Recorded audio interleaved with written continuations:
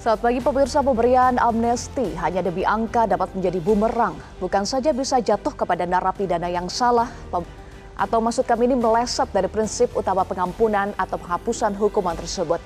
Sebab amnesti sebenarnya bukan hanya tentang pengampunan terhadap narapidana atau terpidana yang bersangkutan. Amnesti adalah instrumen untuk rekonsiliasi, rehabilitasi sekaligus menegakkan prinsip keadilan berdasarkan kemanusiaan. Inilah editorial Media Indonesia edisi Senin 16 Desember 2024 dengan tema Amnesti Jangan Demi Angka. Bersama saya, Eva Wondo. Pemirsa, Anda juga bisa berpartisipasi dan berinteraksi melalui telepon interaktif di nomor 0215839900. Dan pagi hari ini telah hadir bersama saya anggota Dewan Redaksi Media Group, Jaka Budi Santosa. Selamat pagi, Mas Jaka. Pagi, Mbak Eva. Apa kabar, Mas Jaka? Alhamdulillah sehat. Alhamdulillah sehat. Nanti kita akan bahas tema editorial Media Indonesia hari ini, edisi Senin 16 Desember 2024, Amnesti Jangan Demi Angka. Jadi seharusnya demi apa, Mas Jaka? Nanti kita akan bahas ya. Tetapi sebelumnya kita akan bahas dulu ada 3 headline Media Indonesia hari ini. Seperti biasa kita akan bahas 3 headline. Pertama, di halaman muka, di halaman pertama bersiap layani mobilisasi warga. Jadi ini jelang Natal dan Tahun Baru ya. 2025, persiapan sudah dilakukan ya, Mas Jaka?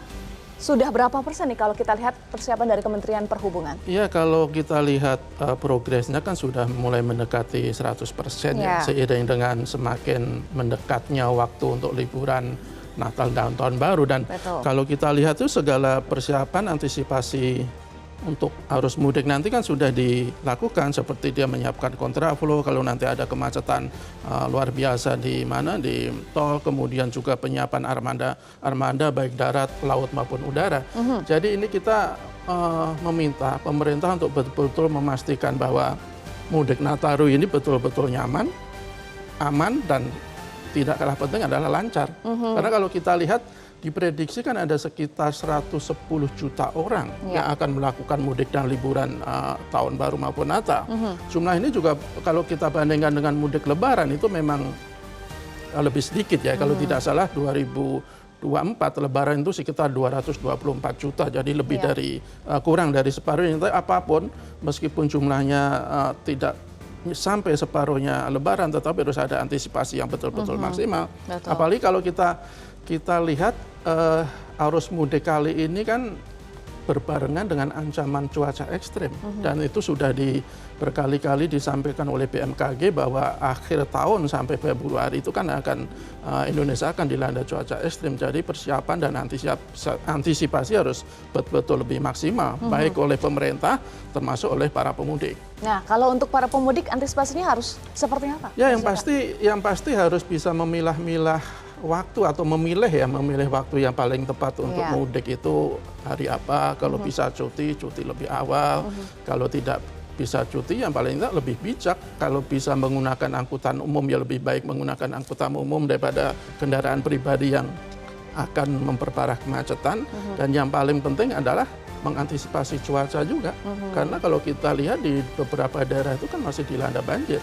Jadi ya jangan sampai keinginannya mau mudik, mau bersenang-senang malah nanti di jalan mengalami hal-hal yang tidak kita inginkan. Kan? Jangan sampai ya Mas Jaka, jadi bersiap layani mobilisasi warga bukan hanya dari pemerintah saja, tetapi para pemudik juga harus bersiap ya. Harus mengantisipasi bersama. Baik, berikutnya kita akan bahas untuk headline yang kedua di halaman 3. Lagi pemukulan berujung ke KPK. Jadi ini dari kasus penganiayaan terhadap Dr. Koas Muhammad Lutfi di Palembang, Mas Jaka, ini berbuntut panjang. Kenapa nih dari kasus pemukulan bisa berujung ke KPK?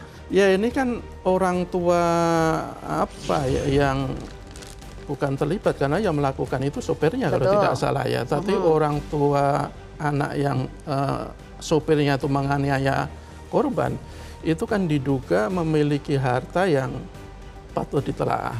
9,4 miliar rupiah. Dia sebagai Kepala Balai Pelaksanaan Jalan Nasional Kalimantan Barat diketahui memiliki kekayaan 9,4 miliar. Nah, ini akan ditelaah oleh KPK. Apakah kekayaan itu betul-betul legal, tidak melanggar prinsip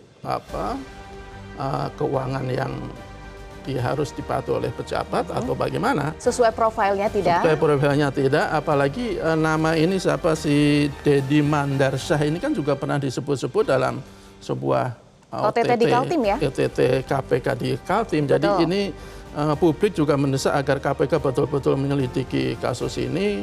Jangan sampai apa yang dilakukan oleh Deddy ini yang menyimpang dari prinsip pejabat yang bersih. Karena kalau kita lihat kan sebelumnya pernah ada pengalaman ketika Rafael Alun ketika anaknya melakukan penganiayaan, Mario Dandi, kemudian ditelisik, diselidik dan sidik ternyata banyak sekali harta kekayaan dia sehingga akhirnya dia dipidana karena melakukan korupsi.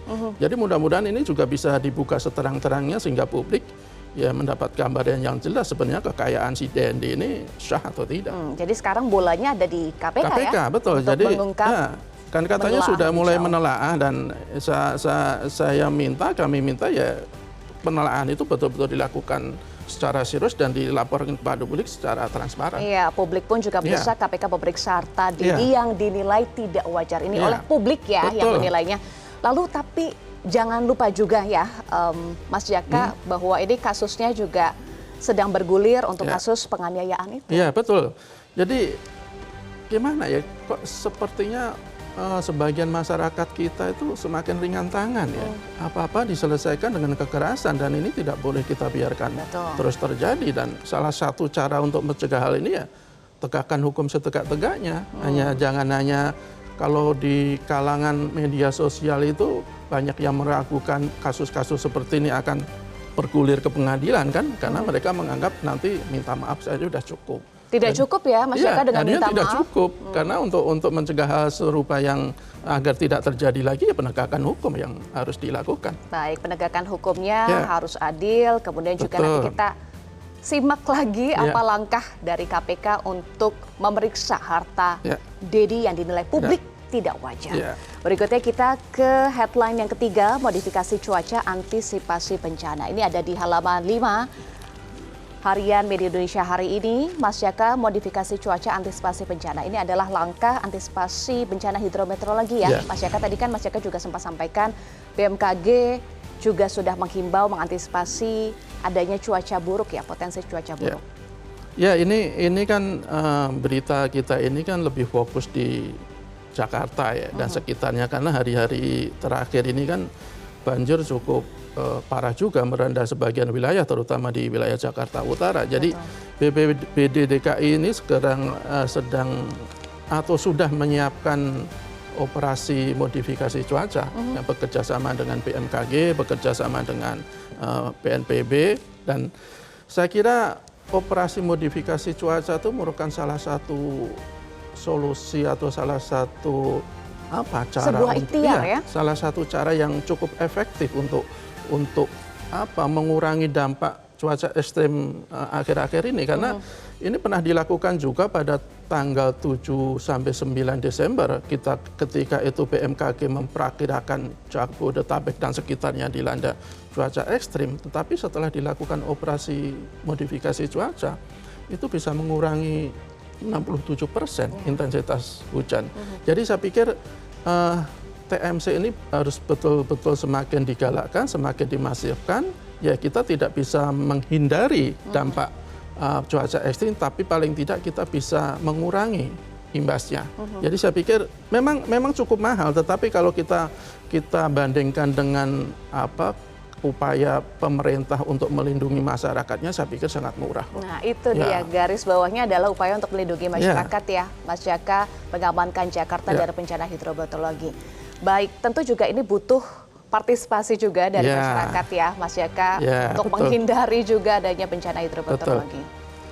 Ya, saya pikir publik juga harus mulai sadar bahwa ya masih ada banyak juga kan masyarakat yang abai dengan upaya untuk mencegah adanya banjir, membuang sampah di kali, menutup saluran-saluran demi kepentingan pribadi. Ya, saya pikir itu harus segera dihindarkan. Praktek-praktek seperti itu, betul. Kesadaran bersama untuk menjaga lingkungan dan juga upaya dari BPBD ya, BPBD DKI Jakarta untuk melakukan modifikasi cuaca, mengamankan Jakarta dari bencana hidrometeorologi. Baik, itu adalah 3 headline media Indonesia untuk hari ini. Mas Jaka, kita kembali akan membahas editorial media Indonesia di halaman pertama. Ini adalah amnesti jangan demi angka. Jadi kalau jangan demi angka, harusnya demi apa, Mas Jaka? Iya, tujuan amnesti itu kan paling tidak ada 3 ya. Pertama adalah bagaimana itu untuk memuluskan transisi dari era otoritarian ke era demokrasi. Biasanya amnesti itu diberikan kepada pihak-pihak yang menjadi korban politik di era diktator sebelumnya. Kemudian juga alasan kemanusiaan itu biasa juga dilakukan untuk memberikan pengampunan kepada narapidana yang secara kemanusiaan memang sudah seharusnya dibebaskan dari penjara. Ada juga pertimbangan-pertimbangan politik seperti untuk mengatasi konflik, untuk mendorong rekonsiliasi nasional. Tetapi amnesti juga bisa dilakukan untuk mereka yang menjadi narapidana kasus pidana tertentu seperti narkoba misalnya. Dan inilah yang salah satu yang akan dilakukan oleh pemerintah Prabowo. Direncanakan ada 44.000, sebagian besar adalah terpidana narkoba. Salah satu tujuannya adalah untuk mengurangi overkapasitas lapas dan rutan.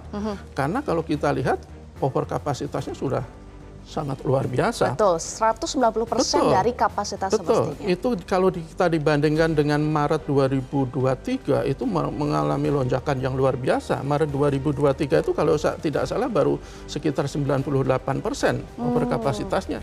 Jadi hampir setahun itu sudah hampir 2 kali lipat. 2 kali lipat, betul. Jadi memang sudah mesti ada langkah-langkah yang komprehensif, yang progresif untuk mengatasi overkapasitas ini. Tapi kita ingatkan dengan memberikan amnesti jangan sampai hanya terpaku pada angka-angka. Jangan hanya untuk mengurangi overkapasitas, nanti pelaksananya ada apa-apanya. Itu jangan yang sampai kita, ada apa-apanya betul, ya. itu yang kita ingatkan kepada pemerintah Prabowo. Jangan ada apa-apanya, termasuk juga harus tepat sasaran nih, Mas Jaka. Betul. Itu yang kita dorong karena bukan tidak mungkin pemberian amnesti itu akan menjadi diselewengkan. Jadi ada tawar-menawar yang seharusnya tidak mendapatkan amnesti kemudian mendapatkan amnesti dengan imbalan tertentu. Itu yang kita angkat, jangan sampai terjadi karena amnesti adalah hak kepala negara, hak yang mulia, hak yang terhormat dan harus dipergunakan dengan sebaik-baiknya dengan cara-cara yang mulia juga. Baik, jadi yang disoroti oleh editorial media Indonesia bukan angkanya, tetapi harus tepat sasaran, jangan sampai ada apa-apanya. Nanti kita akan bahas lagi, pemirsa, adalah editorial media Indonesia hari ini, amnesti jangan demi angka.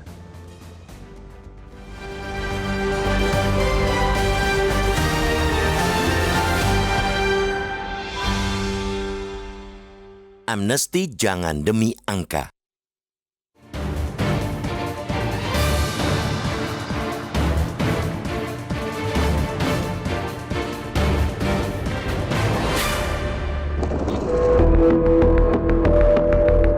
Amnesti kepada narapidana dan kapasitas penjara memang 2 hal yang terkait. Meskipun telah terang benderang bahwa pemberian amnesti bukanlah jawaban untuk masalah over capacity penjara atau lembaga pemasyarakatan di Indonesia. Pemberian amnesti yang hanya demi angka dapat menjadi bumerang. Bukan saja dapat jatuh pemberian kepada narapidana yang salah, pemberian amnesti semacam itu akan meleset dari prinsip utama amnesti. Sebab amnesti sebenarnya bukan hanya tentang pengampunan terhadap terpidana yang bersangkutan. Amnesti adalah instrumen untuk rekonsiliasi, rehabilitasi, sekaligus menegakkan prinsip keadilan berdasarkan kemanusiaan. Maka, amnesti yang tepat bukan hanya memberikan pengampunan dan pemulihan kehidupan bagi mereka yang berhak, melainkan juga mendorong peradilan yang lebih baik di masa mendatang. Hal-hal itulah yang sangat kita tekankan pada rencana Presiden Prabowo Subianto memberikan amnesti kepada 44.000 narapidana. Dari keterangan pers Menteri Hukum Supratman Andi Aktas seusai rapat terbatas yang dipimpin Presiden Jumat 13 Desember lalu, angka yang diusulkan Kementerian Imigrasi dan Pemasyarakatan atau IMIPAS adalah 44.000 narapidana.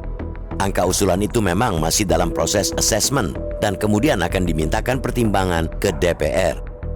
Namun, kita tidak perlu kaget jika mungkin tidak akan berubah jauh dan berarti menjadi yang terbesar dalam sejarah amnesti di Indonesia. Sebelumnya, kita memang tidak asing dengan pemberian gerasi massal yang mencapai ratusan. Namun, jika gerasi adalah pengurangan hukuman, amnesti adalah penghapusan semua hukum pidana terhadap orang yang bersangkutan. Sesuai pasal 14 ayat 1 Undang-Undang Darurat Nomor 11 Tahun 1954, sifat kesalahan dari terpidana tersebut juga hilang. Angka usulan yang begitu besar mudah dimaklumi berkorelasi dengan besarnya kelebihan kapasitas lembaga pemasyarakatan. Menurut laman Sistem Database Pemasyarakatan atau SDP Publik di Jenpas, per 1 Oktober 2024, total penghuni rutan dan lapas sudah 190% dari kapasitas semestinya. Data lain pada April 2024 menyebutkan bahwa sekitar 52% penghuni penjara merupakan terpidana maupun tahanan kasus penyalahgunaan narkoba. Kasus-kasus itulah yang menjadi sasaran utama penerima amnesti. Andi Aktas juga memastikan bahwa pengedar, apalagi bandar, tidak akan menjadi penerima amnesti. Pengguna narkoba yang menerima amnesti juga dikatakan yang semestinya bisa mendapatkan rehabilitasi. Itu diantaranya ditunjukkan dari kepemilikan narkobanya hanya di bawah 1 gram, sesuai dengan surat edaran Mahkamah Agung atau MA. Meski begitu, ia mengakui pula bahwa jika MA mengubah batas kepemilikan menjadi di bawah 5 gram, maka jumlah penerima amnesti bisa lebih banyak lagi. Selain itu, penerima amnesti menargetkan narapidana yang sudah uzur dan memiliki kondisi medis yang membutuhkan perawatan seperti penderita HIV atau AIDS. Para aktivis Papua yang dipidana karena ekspresi dan dinyatakan makar namun tidak terlibat dalam aksi bersenjata juga diberikan amnesti. Jumlahnya disebutkan 18 orang. Kemudian amnesti direncanakan juga untuk beberapa narapidana kasus informasi dan transaksi elektronik atau ITE yang terkait dengan penghinaan kepala negara. Sekali lagi, bukan soal angka yang dipermasalahkan. Kita sepakat akan pemberian amnesti bagi kelompok yang disebutkan itu. Bahkan, jika jumlah ternyata lebih besar, namun segala persyaratan mesti jelas-jelas terpenuhi. Jika itu yang terjadi, maka mereka pun layak mendapatkan amnesti. Meski begitu, kita juga tidak naif akan adanya upaya napi boncengan yang tidak layak menerima amnesti seperti langkah progresif pemerintah ini. Bahkan, tanpa ada upaya nakal pun pemerintah bisa saja tidak jeli dalam memberikan pengampunan. Kita harus berkaca pada sejumlah bumerang gerasi di pemerintahan sebelumnya. Misalnya, gerasi Presiden SBY terhadap terpidana mati kasus narkoba, Merika Franola. Setelah selamat dari hukuman mati, Franola malah mengendalikan peredaran narkotika internasional sembari menjalani hukuman seumur hidup. Kita juga belum lupa pada mantan Gubernur Riau, Anas Ma'mun, yang hanya setahun setelah bebas dengan gerasi, ia terjerat lagi oleh KPK untuk kasus korupsi.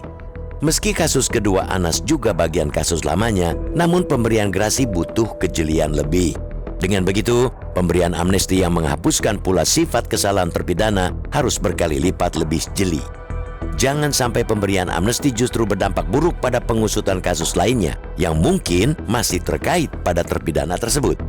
Sebab itu, sebanyak apapun terpidana yang akan mendapatkan amnesti, transparansi harus diutamakan. Bahkan, sudah sepantasnya pula daftar nama calon penerima amnesti terbuka dalam saluran yang bisa diakses publik. Program yang baik mesti dijalankan dengan cara yang baik dan tepat pula, tanpa menyisakan celah.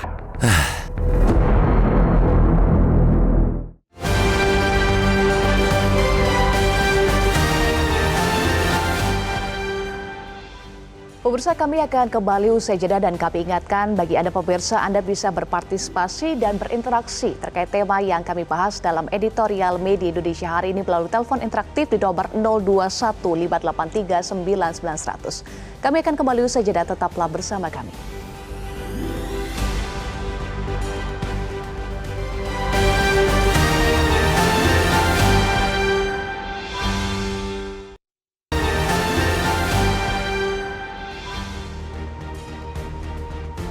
Pemirsa, terima kasih Anda masih bersama kami untuk membahas tema editorial hari ini, amnesti jangan demi angka. Kita telah terhubung melalui sambungan telepon dengan Abdul Fikar Hajar, pakar hukum pidana.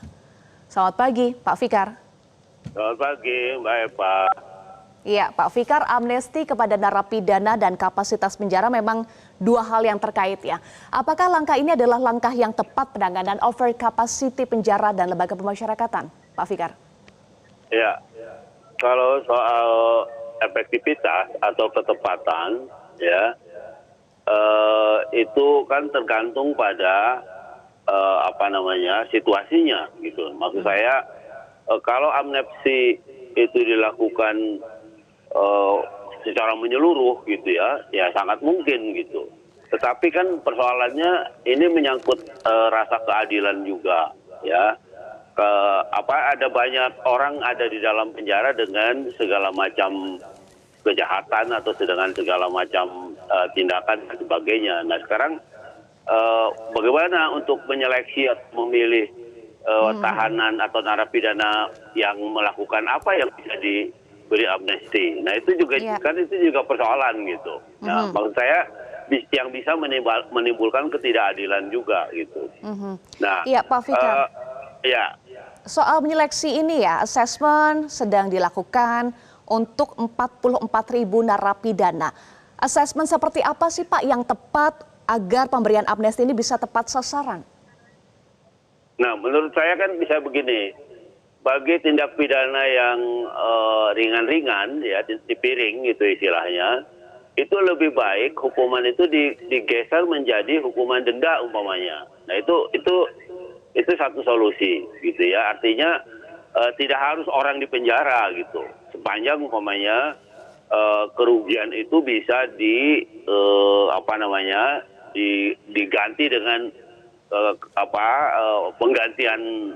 penggantian kerugian secara material umpamanya. Nah itu jadi menurut saya jangan kan ini sepertinya dari ujung nih ya kan, mestinya juga dari hulunya ya, dari umpamanya dari putusan pengadilan. Ini kan akar masalahnya adalah ada banyak putusan pengadilan yang menghukum orang masuk penjara, kan sebenarnya itu ini masalahnya, sehingga penjara menjadi over capacity kan begitu. Nah padahal umpamanya kalau dimulai dari ujung, ada beberapa tindak pidana atau kejahatan yang sebenarnya hukumannya bisa ditekankan pada hukuman material gitu, hukuman orang mengeluarkan ganti rugi dan sebagainya. Nah itu yang ini yang kurang diperhatikan gitu kalau menurut saya. Ini semua tindak pidana masuk gitu ya, bahkan umpamanya yang kecil-kecil itu yang tindak pidana yang ringan-ringan gitu ya, bahwa cekcok sama tetangga aja orang bisa masuk kalau lihat prakteknya begitu ya, atau penganiayaan kecil-kecilan gitu umpamanya gara-gara berkelahi marah gitu masuk juga penjara gitu. Itu yang bikin banyak itu. Nah mestinya diseleksi yang di penjara itu yang penjahat saja gitu ya, jangan yang pelanggaran-pelanggaran begitu Mbak. Baik, hulu itu menjadi catatan tersendiri ya Pak Fikar, tetapi soal hilirnya nih, bagaimana menjaga supaya jika nanti amnesti diberikan tidak jatuh kepada narapidana yang salah dan tidak semestinya, dalam tanda kutip napi boncengan, Pak Fikar. Nah ini yang seharusnya juga harus hati-hati gitu ya. Kan kalau nggak salah ini di dalam wacana ini ada empat pembagian. Yang pertama umpamanya terhadap tindak pidana ITE gitu ya. Nah, ya saya kira juga itu tepat tuh. Kalau pilihannya pada orang-orang yang melakukan tindak pidana ITE tepat, lebih baik hukuman itu dikonvensir menjadi hukuman materi gitu. Karena akibat dari tindak pidana ITE ini tidak, maksud saya ya tetap aja merugikan orang gitu, tetapi kerugiannya sebenarnya bisa dikompensir dengan penggantian biaya umpamanya atau hukuman denda dan sebagainya. Nah itu satu. Terus yang kedua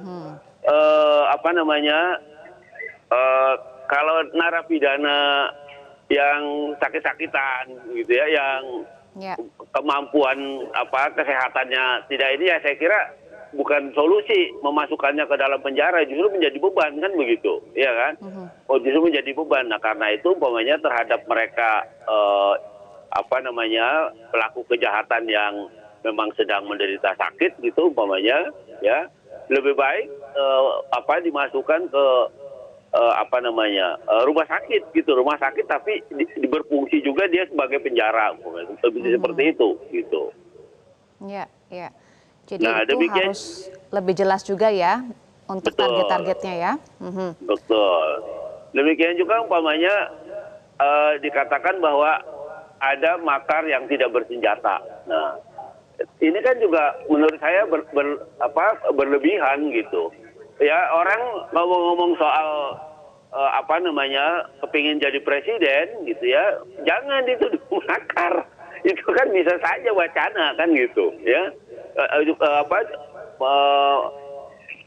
Kebebasan lebih diberikan gitu. Maksud saya penggunaan hukum untuk membatasi kebebasan orang, umpamanya terutama dalam tindak pidana makar ini yang harus juga dipikirkan ulang gitu.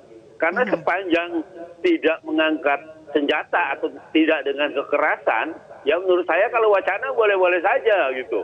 Ya, ini kan meluas sebenarnya. Umpamanya tindak pidana makar itu orang baru ngobrol saja, baru mengungkapkan pendapat-pendapat gitu ya, itu udah banyak dipersoalkan sebagai makar gitu. Nah, ini yang menurut saya juga berpengaruh terhadap overkapasitinya lembaga pemasyarakatan begitu. Baik. Baik, itu hal-hal yang menjadi concern juga, tetapi jika nanti diberikan ini amnesti, tentu juga jangan sampai jadi bumerang ya Pak Fikar. Kalau kita belajar dari gerasi yang pernah diberikan terkait dengan beberapa kasus, misalnya kasus korupsi, apa yang menjadi catatan pembelajaran dari kasus gerasi kemudian juga bisa diimplementasikan di nanti pemberian amnesti agar tidak kemudian menjadi bumerang? Iya, menurut saya amnesti juga harus dikawinkan dengan penggantian dengan hukuman yang lain gitu. Ya, umpamanya orang-orang yang dihukum karena perbuatannya merugikan, umpamanya kerugian negara gitu ya, maka sepanjang dia bisa umpamanya harus ada kajian yang mendalam juga. Dia bisa mengganti sekian kali lipat, umpamanya 10 kali lipat dari kerugian negara yang ditimbulkan, ya umpamanya dia bisa dihukum percobaan. Maksud saya dia tetap membayar ganti rugi sekian kali lipat dari kerugian yang ditimbulkan, tetapi dia juga statusnya sebagai tahanan meskipun dia tidak masuk ke dalam penjara gitu, tapi dia merupakan narapidana yang seharusnya memang masuk, tetapi bisa dikompensir dengan membayar sekian kali kerugian umpamanya. Nah, itu salah satu bisa modus seperti itu bisa diperkenalkan juga gitu sebenarnya. Baik, yang menjadi penting juga Pak Fikar tentu transparansi ya, bagaimana juga keterlibatan publik untuk bisa mengawal bersama-sama jika nanti amnesti diberikan. Iya, saya kira itu menjadi sangat penting kalau itu ya, karena apa? Karena kalau tidak maka amnesti ini bisa menjadi bumerang juga gitu. Bumerang dalam pengertian dimanfaatkan petugasnya atau pejabatnya kan gitu ya, untuk memilah dan memilih gitu ya, karena kepentingannya sendiri gitu ya. Juga bisa menimbulkan ketidakadilan di bawah gitu, terutama pada masyarakat yang memang mengharapkan amnesti itu bisa dapat untuknya umpamanya seperti itu. Nah, jadi transparansi ini menjadi sesuatu yang signifikan dalam pengertian nomor satu itu harus dikedepankan, bahwa segala macam putusan mengenai amnesti itu harus terbuka, harus transparan gitu, sehingga masyarakat bisa memahami dan rasa keadilan juga bisa dipenuhi. Begitu, Mbak. Baik, transparansi menjadi penting dan juga rasa keadilan seharusnya bisa dipenuhi. Terima kasih pakar hukum pidana Abdul Fikar Hajar sudah bergabung bersama kami di Editorial Media Indonesia. Mas Jaka, disampaikan tadi oleh Pak Fikar, hulu menjadi penting juga ya. Mas Jaka, kemudian hilirnya soal transparansi, kemudian juga harus target-target orang-orang narapidana yang berikan amnesti harus lebih hati-hati begitu ya Mas Jaka. Apa catatannya Mas Jaka terkait dengan tadi pernyataan dari Pak Fikar? Saya sepakat dengan Pak Fikar ya. Menurut saya dari paling tidak ada 4 pertimbangan yang dilakukan oleh pemerintah untuk amnesti kan. Yang pertama adalah soal kemanusiaan. Ini diberikan kepada narapidana yang sudah usia lanjut, yang sakit-sakitan, yang sakit berkepanjangan. Saya pikir itu tidak ada lagi perdebatan lah.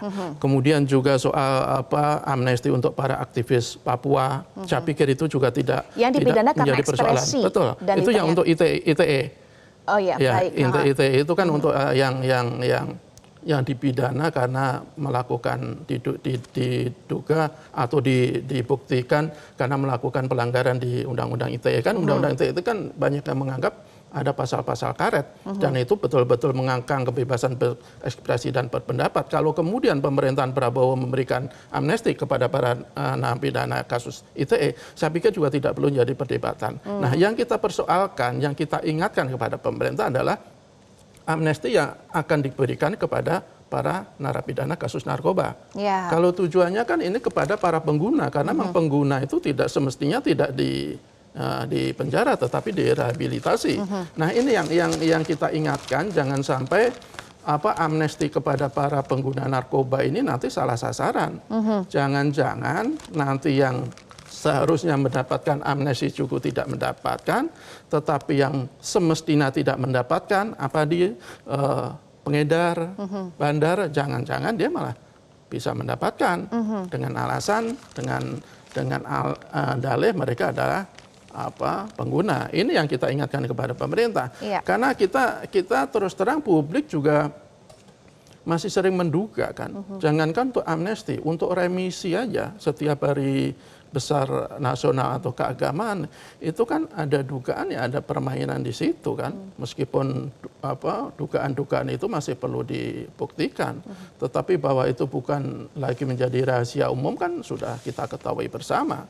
Bahkan untuk pembebasan bersyarat juga katanya juga ada permainan di situ. Jadi kita mendesak jangan sampai ini tujuannya bagus, tujuan Pak Prabowo ini bagus, tetapi yang paling penting adalah nanti pelaksananya seperti apa. Ya. Jangan sampai tujuan yang bagus, tetapi pelaksanaan justru buruk karena ada permainan di situ, karena salah sasaran di situ, karena ada ketidakadilan di situ. Jadi jajaran pemerintah harus memastikan bahwa amnesti itu dilakukan dengan baik sehingga tujuan yang diinginkan adalah juga bisa tercapai dengan baik.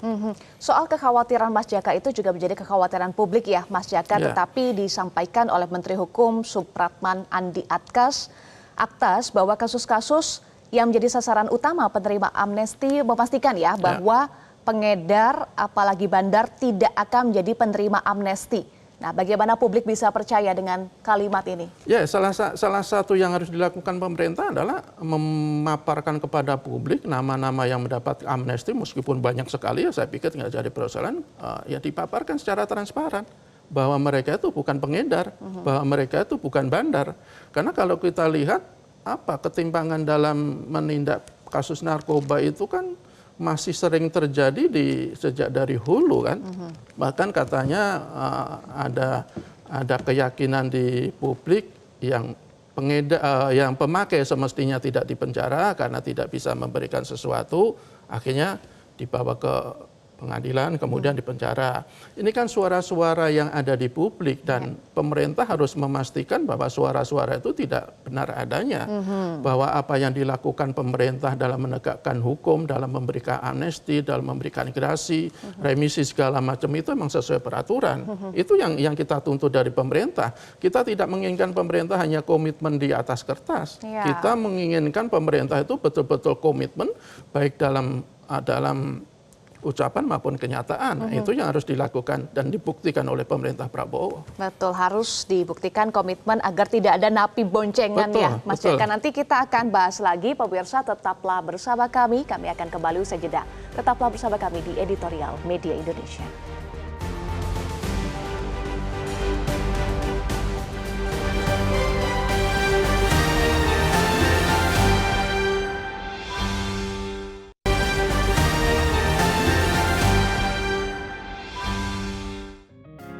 Media Indonesia mengajak Anda untuk mengakses fitur premium e-paper. Dengan sajian konten berbasis intelektual dan meneguhkan kebangsaan, Media Indonesia tampil dengan lebih dinamis melalui e-paper Media Indonesia yang dapat Anda akses kapan saja, di mana saja. Caranya mudah, download aplikasi Media Indonesia di Android atau ketik link ePaper.mediaindonesia.com atau bisa scan QR Code pada layar kaca Anda. Klik tab ePaper di bagian samping layar tablet Anda, daftarkan data diri, serta pilih paket berlangganan ePaper Media Indonesia sesuai dengan kebutuhan Anda. Nikmati juga bonus spesial tambahan 4 halaman rubrik fokus setiap hari. Semua bisa Anda dapatkan hanya di ePaper Media Indonesia. Untuk informasi lebih lanjut, hubungi customer service di nomor 0811 1201 2018 atau kunjungi media sosial @mediaindonesia. Media Indonesia, referensi bangsa.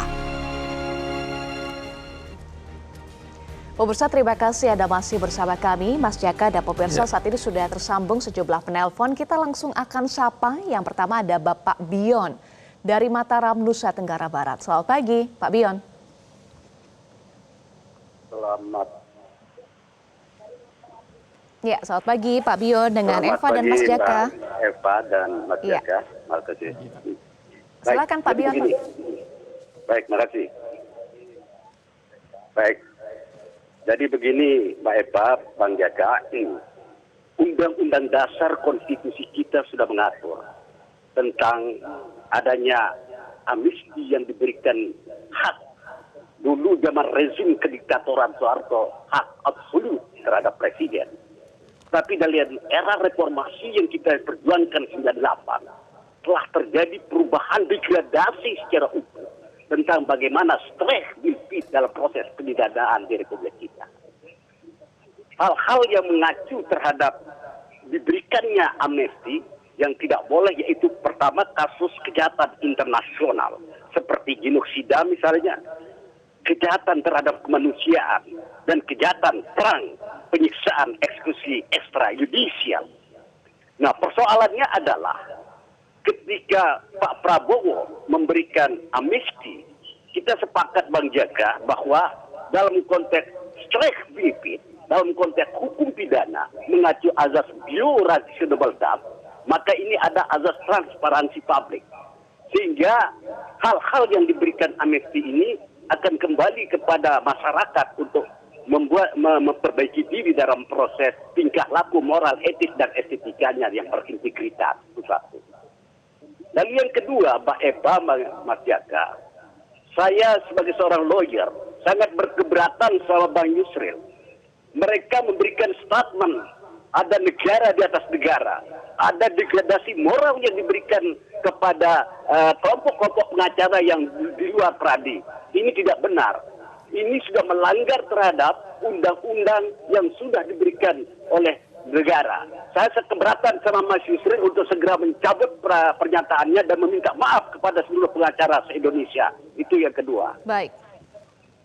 Lalu yang ketiga, Mbak Eva dan Mas Jaka, kami sudah bersakat seluruh pengacara se-Indonesia untuk bersurat kepada Pak Prabowo untuk mengimpeachment saudara Yusril karena tidak paham sebagai pakar hukum tata negara yang sudah mendiskreditkan pengacara-pengacara lainnya di Republik ini. Terima kasih. Baik, kami sudah tangkap. Terima kasih Pak Bion. Berikutnya Ibu Ipung dari Bali. Bu Ipung, silakan. Selamat pagi Mbak Eva, pagi Bang Jaka. Pagi. Bingung juga ya lihat negeri ini ya Mbak ya. Saya merasa kok negeri ini kayak negeri dongeng. Semenjak statement dikeluarkan oleh Bang Yusril yang mengatakan bahwa penjara atau lapas itu over kapasitas 165%. Padahal ini udah open dari tahun 2010 Mbak setahu saya. Tapi kenapa wacannya baru dihembuskan? Dan yang bikin saya tambah kecewa, saya lawyer Mbak. Saya pernah menangani kasus anak narkoba tukar kepala. Saya pernah menangani pemakai yang barangnya cuma 0,1, 0,5. Itu sulit sekali mendapatkan pasal 127. Kalau kita nggak ada uang, Mbak, tetap dipasangkan pasal 112, pasal 115. Jadi kita ini abai dengan SEMA nomor 4 tahun 2010 yang mengatakan jika pemakai narkoba atau BB-nya BB-nya sama dengan atau kurang dari 1 gram harus direhabilitasi dan rehabilitasi medis atau sosial. Tapi apa? Kalau kita nggak punya uang untuk dapatkan asesmen, kita tidak punya uang untuk rehab, maka kita tetap bahasakan pasal 112. Nah, kalau memang dikatakan overkapasitas, tapi jangan pada orang-orang WNA dong, apalagi orang yang pengedar narkoba dengan orang teroris. Kita sudah sepakat mengatakan bahwa kejahatan luar biasa adalah pemakai narkoba, pengedar narkoba, teroris, kejahatan korupsi dan kejahatan seksual terhadap anak. Tapi kenapa kita harus berikan amnesti kepada orang-orang yang mengalangkan kejahatan yang luar biasa? Jadi artinya apa? Sepertinya kita hanya berpaku kepada berapa uang yang dia bisa berikan kepada negara. Jadi lupa kita sama Indonesia bahwa negara tidak hilang dari keadilan. Kalau emang kita mau berikan amnesti pada orang pemakai-pemakai yang sekarang tidak bisa mendapatkan rehabilitasi, itu sebenarnya Mbak Eva yang dilakukan oleh negara ini. Makasih Mbak Eva, makasih, selamat pagi. Terima kasih Ibu Ipung dari Bali. Berikutnya Ibu Indra dari Cirebon, Jawa Barat. Selamat pagi Ibu Indra. Selamat pagi Mbak Eva Wondo dan Bung Jaka Budi Santosa. Assalamualaikum warahmatullahi wabarakatuh. Waalaikumsalam warahmatullahi wabarakatuh. Ini intinya, segala tindakan niat baik ya, itu pemberiannya harus benar-benar selektif dan tepat sasaran. Ya. Nah, ini di Indonesia ini kalau ada niat baik juga ya jadinya tidak tepat sasaran, Mbak Eva, banyak yang melenceng begitu. Nah, jadi nanti kalau pemberian amnesti ini dilakukan harus ada penjelasan, ada standar penilaian yang dimengerti oleh masyarakat bahwa ini benar-benar tepat sasaran. Jadi harus juga melibatkan peneliti-peneliti dalam masyarakat begitu. Kita lain dengan tadi Bu Ipung dan Pak Bion, itu memang orang-orang yang berkecimpung di bidang hukum. Saya tidak, tapi ini suara dari kami. Banyak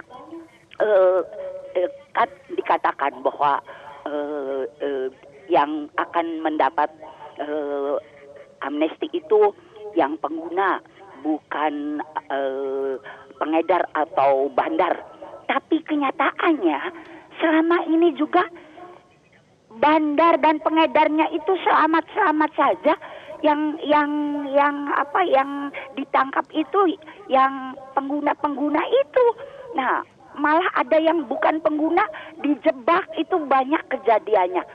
Nah, untuk kejahatan lain juga kan ada yang terjebak, dibuat sedemikian rupa padahal dia tidak tahu apa-apa, tapi dikondisikan bersalah. Nah, yang begini-begini ini yang mestinya mendapat amnesti.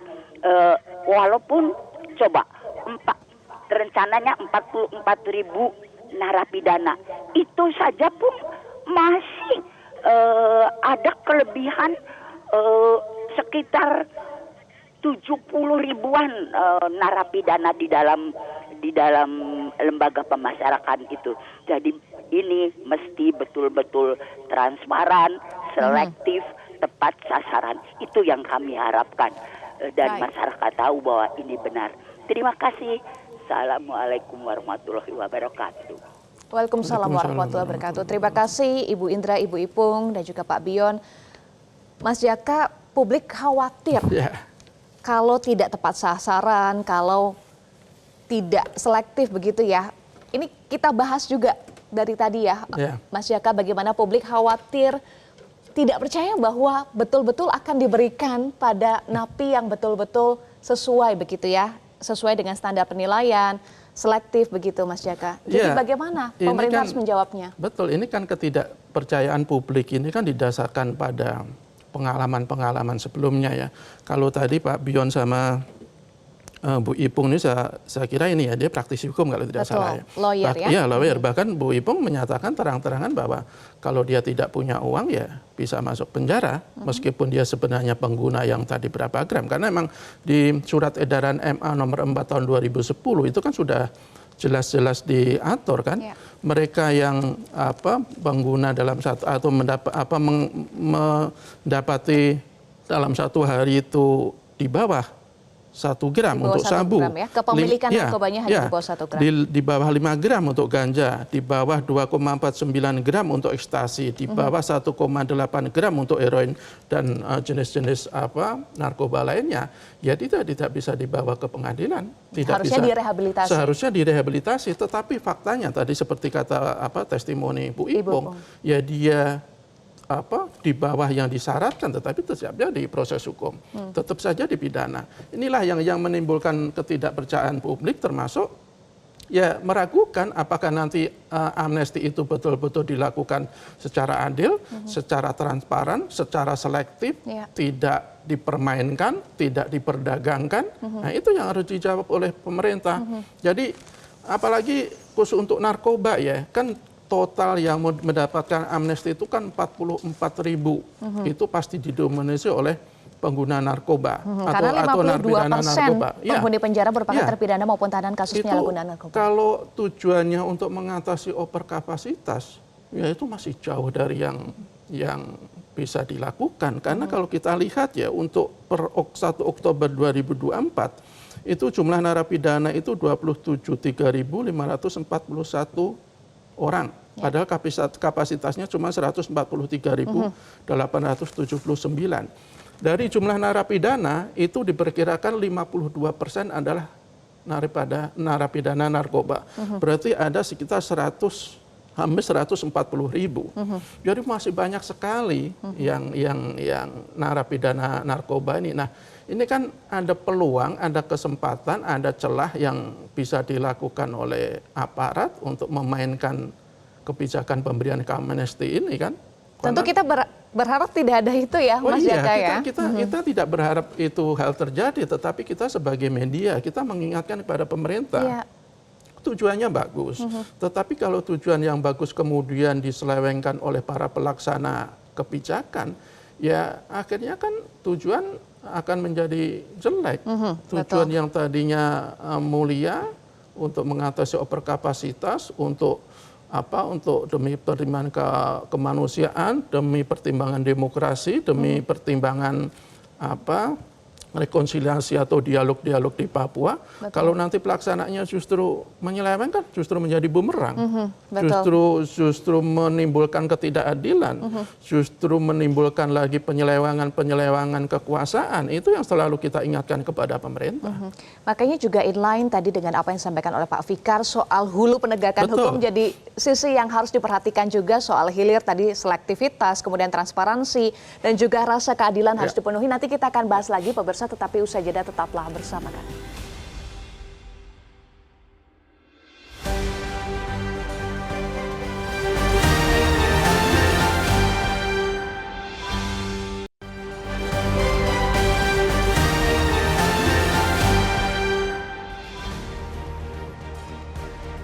Anda kembali bersama kami di editorial BD Indonesia. Mas Jaka, catatan tadi dari publik juga, dari Pak Fikar dan Mas Jaka soal transparansi, selektivitas, dan juga harus betul-betul dijaga bersama nilai keadilannya, Mas Jaka. Jadi harus bagaimana, termasuk juga perdebatan publik? Ya, kita menekankan bahwa sekali lagi amnesti itu merupakan langkah yang memang layak untuk dilakukan.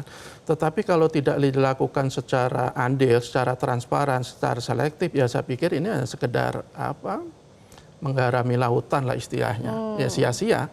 Apalagi kalau di hulunya tidak dibenahi juga.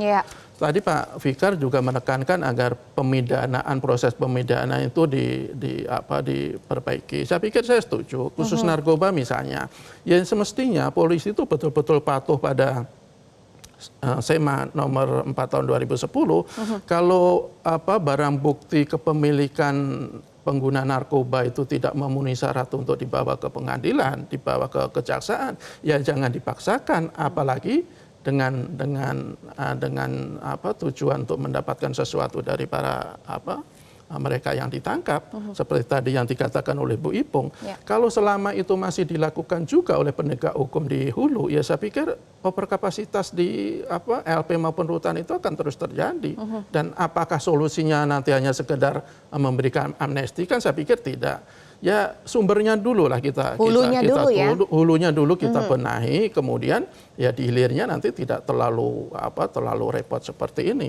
Memberikan amnesti dengan jumlah 44.000 itu bukan percobaan, bukan pekerjaan yang gampang, Mbak Eva. Itu betul-betul harus mengedepankan prinsip-prinsip keadilan dan transparansi. Asesmennya harus jelas, Mas Jaka. Standar penilaiannya juga harus jelas, kan? Betul. Ini kan bisa melibatkan Kementerian HAM, bisa Kementerian Hukum, kemudian juga Kementerian Pemasyarakatan. Jadi para stakeholder itu harus betul-betul duduk bersama, memberikan atau membuat petunjuk yang betul-betul akurat, selektif, bisa dipertanggungjawabkan, sehingga nanti para pelaksana di lapangan, para aparat yang akan menentukan atau mengusulkan siapa saja yang mendapatkan amnesti, itu tidak bisa main-main. Betul.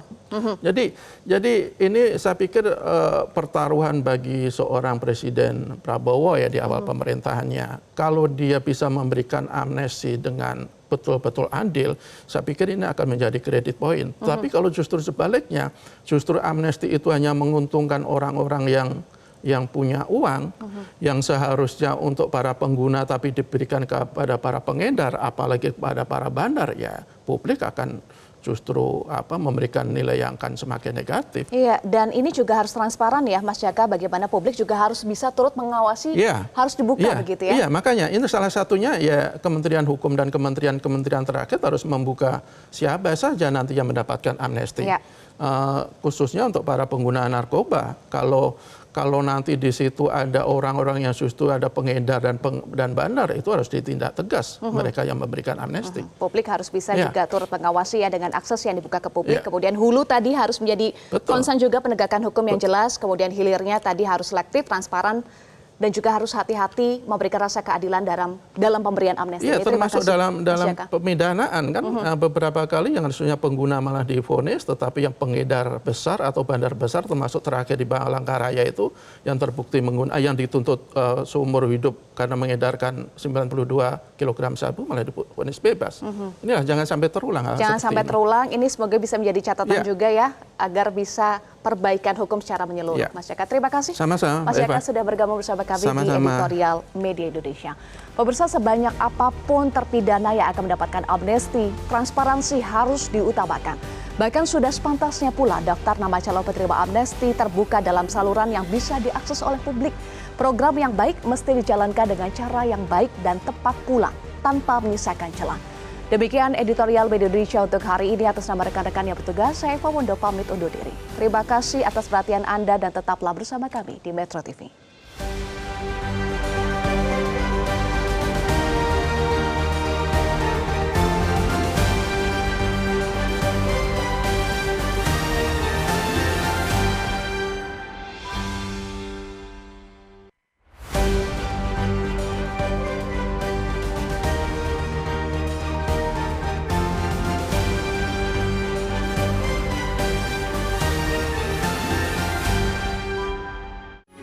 Metro TV.